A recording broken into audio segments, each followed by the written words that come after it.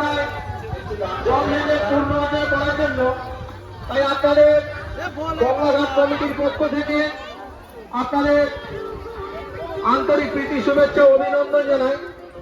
আপনাদের সাদর আমন্ত্রণ, আপনারা আসুন আস্তে আস্তে।